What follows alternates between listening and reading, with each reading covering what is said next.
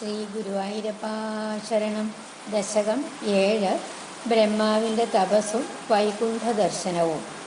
ഏവം ദേവ ചതുർദശാത്മക ജഗദ്രൂപേണ ജാത പുനഃ തസ്യോർധ്വം ഖലു സത്യലോകനിലയേ ജാതോസി ധാതാ സ്വയം യം ശംസന്തി ഹിരണ്യഗർഭമഖിലത്രൈലോക്യജീവാത്മകം യോ ഭൂസ്ഫീതരജോ വികാര വികസന്നാനാസി സൃച്ഛാരസഃ.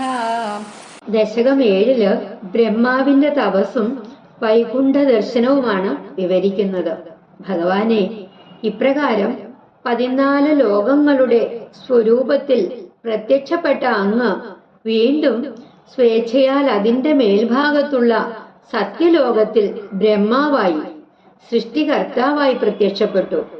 ആ ബ്രഹ്മാവിനെ 3 ലോകങ്ങൾക്കും ജീവാത്മാവായ ഹിരണ്യഗർഭൻ എന്ന് പറയുന്നു. ആ ഹിരണ്യഗർഭൻ രജോഗുണം വർദ്ധിച്ച് പലതരം സൃഷ്ടി നടത്തുവാൻ ആഗ്രഹമുള്ളവനായി തീർന്നു. ശ്രീ ഗുരുവായൂരപ്പാ ശരണം. നാരായണ.